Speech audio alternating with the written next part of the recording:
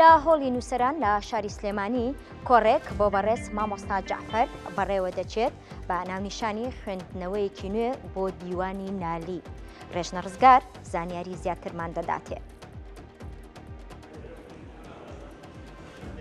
سلااوان لەبێ ئەم کاتتان باش. ئێرا هۆڵی یەکێتی نووسەرانە لە شاری سلێمانی ئەمڕۆ لەلایەنێکێتی نووسەرانی کورد لقی سلێمانی کۆڕێک بۆ نووسەر و سیاسەتمەدار مامۆستا جەعفەر ڕێک دەخرێت. دیارە کۆڕەکە بە ناونیشانی خوێندنەوەیەکی نوێ بۆ دیوانی نالی بەڕێوە دەچێت. من بەڕێز مامۆستا جەعفەر لەگەڵم ئامادەیە گفتوگویەک هەم دەربارەی کۆڕەکە هەم دەربارەی دیوانی نالی لەگەڵ بەڕێزیان ئەنجام دەدەین. مامۆستا سلااوت لەبێ ئەم کاتت باش بە ئەرک نەبە فەرمیتێرە. زۆر سوپاس دەکەم. وەک دەزانین دیوانی نالی لە نێو ئەدەبیاتی کوردیا کاریگەریەکی گەورەی هەیە. چۆن بەڕێستان ئەمڕۆ بیرتان لەوە کردەوە کە ئەمڕۆ خوێندنەوەیەکی نوێ بۆ دیوانی نالی ئەنجام بدەن؟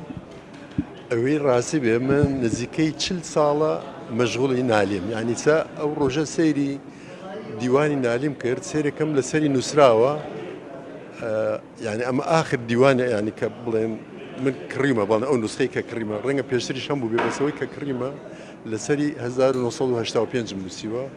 ئەوە دلیلی ئەوەیە کە ئەو ماوە دوو درێژە ناڵم بەردەوام ئەو 40 ساڵە هیچ شتێکم نەکردو بەس خەریکەوە بووم. من ئەمێ ئەوە بڵێم کە نالی شاعرێکی وا ئاسان نییە، بەڵکو شاعرێکە کە بڵێن خەڵکی زۆر سەرقاڵ کردو بەخۆیەوە و شاعرێکە بەڕاستی هەر شعرێکی سێریکەی معنایەکی زۆر زۆر ئەبەخشێ. ئەوە نییە کە بڵێن بەس یەک معنا هەیە. ئەمە لە ئەدەبیاتی با بڵێ ئێرانە ئەتوانی بەرام، یعنی وەکو حافظ بەراوردی لەگەڵ ئەو بکەین. حافظیشە لەو شاعرانەیە کە هەر شعرێکی چەند معنایەکی هەیە. شاعرەکانی تر یەک معنا هەیە. ئێستا بڵێن تۆ ئەگەر شعرێکی بڵێن هەر شاعرێکی کورد سێریکەی مەسە ئەرەقیب سێرکە یان هەر شاعرێکی تر سێرکەی شعرەکەی یەک مەسەلەن ینی شارێکی گۆران مەسا ئەگەر سێرکەی کانێکی ڕوونی بەرتریفەی مانگەشە وەک معناگەێنێ.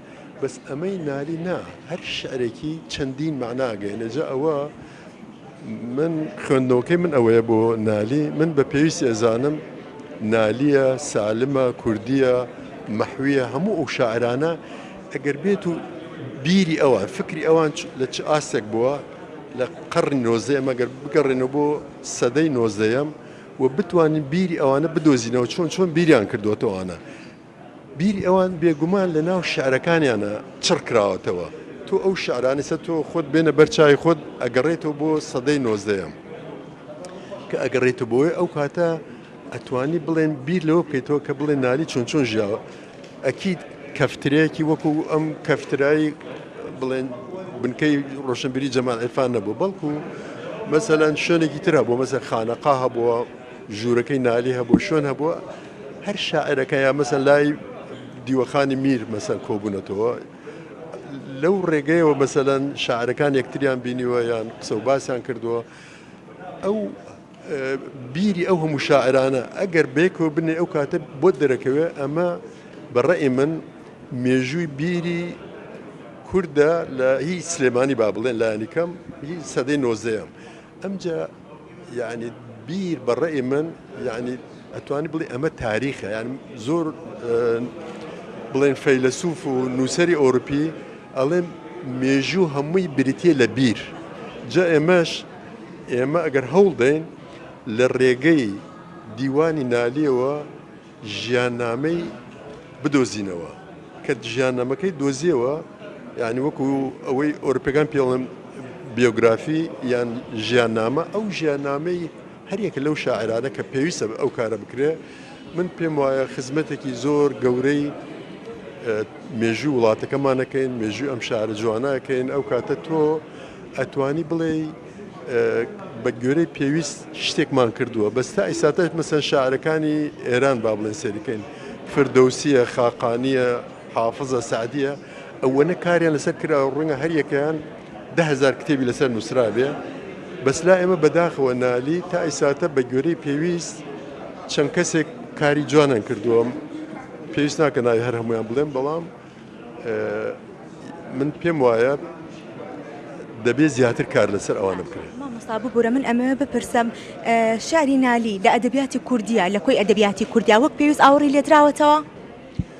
بێگومان نەخێر من ئەڵێم جارێ حتا بڵێن ئەگەر سەیری دیوانی نالی بکەینەوەی کە مامۆستا مەلاکەرمی مدەڕس بڵاوی کردوتەوە بێگومان بە گوێرەی ئەوەی کە توانان بووە بێگومان ئەوان بەحر بوون بەڕاستی مامۆستا مەلاکەریم و کوڕەکانی من وەکو بەحر سێرانەکەم مەسعود محەممەدی شار بە هەمان شێوە زانایەکی زۆر گەور ئەمانە پیانەوتری عەلامە من نامێ بێگومان لە شەعنی ئەوان کەمکەمەوە بەس لەگەڵ ئەوەشە خۆیان ئاماژیان بۆ کردو مەسە هەندێک وشە هاتوتە بەرچاویان لە شارەکەیە مەسەن نووسراوە سێبڕ نیانزانیوە هەر خۆی نووسێتی ئەڵێ بۆمە نەدۆزرا ئەمە وشەیە چییە یان نەیسەوار نازان نەیسەوار چی من حتا لەگەڵ هێمنی شاعرە دانیشتوم ئەوید نەیسەوار یعنی فڵان شت و لە فردەوسی وای باسکەوی بەس من توانیم بە شێوەکی وە نەیسەوار بدۆزمانی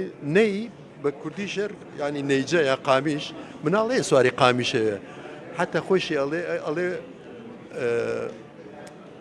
ناڵەی دڵە نەیسەوار کە ناڵەی دڵی نەیسەوار ینی ناڵەی دڵی مناڵێک جا قەزمەوەیە ینی یان دێشتێ زۆر سادە بووە بەس مامۆستا مەلاکەریم نووسێتی ئەم وشەیەمان بۆ نەمازای سەرچاوەکەی چیە معناکە چیە جا ئەمە معنای ئەوەیە کە ئەم نالی و شارەکانی بە گوێرەی پێویست ئەو کاری لەسەر نەکراوە و ئێمە نەکەرەوە لە ڕووی ینی هەندێک شاری هەیە شاری فەلسەفین ڕوونە ڕوون ئەو شاران ئەبێ خەڵکانێک کە بەڕاستی لە بواری فەلسەفا ئیشەکە لە بواری علمی کەلام بێن سەریکە یان هەندێک شعری هەیە من خۆم ساڵی 2000 سیناری فیلمێکم نووسیوە لەسەر نالی ینی هەوڵم داوە ژیاننامەکەی ینی پێش 25 ساڵ هەر کوڕەکەش مناوناوە نالی جا ئەوە مەبەسم چییە ئەم نالیە بەڕاستی چەند کاری لەسەر بکەی دڵنیا بەشترە دۆزیتەوە بۆیە هیوادارم ئێوە لە ڕێگەی و کەناڵی ئێوەوە بانگی ئەوە بکەین کە ئێمە یا بانگەوازی ئەوە بکەین کە پێویستە زیاتر بایەخ بە شاعرێکی مەزن یا شای شاعرانی کورد بدرێت کە نالیە بێگومان کە لەلایەن مەسەلێکی وەکو سالم خۆیەوە ئەڵێ حەزرەتی نالی ینی ئەو ئەڵێ حەزرەتی نالی کە سالم خۆشی شاعرێکی گەورە بووە ئەمجا چ جا ئەوەی کە ئێمە ئێستا باسیەکەین کە خەڵکەڵی حەزرەتی نالی ئەمە کۆنە ینی لە سەردەمی خۆیە خەڵک پێیان وتووە چۆن وتیانە حەزرەتی مەولانە خالد یا حەزرەتی مەسەرن کاکە ئەحمەدی شێخ یا بە نالیش هەر وتراوە حەزرەت. بەڕێز مامۆستا جعفەر نووسەر و سیاسەتمەدار بەڵێ ئاکام ئەمڕۆ لێرە لە هۆڵی یەکێتی نووسەران کۆڕێک بۆ مامۆستا جعفەر ڕێک دەخرێت دیارە لە کۆڕەکەدا باز لە ژیانی شاعیر نالی دەکەن و باز لە تایبەتمەندی شارەکانی نالی و کۆی گشتی دیوانی نالی لێرە ئەنجام دەدرێت.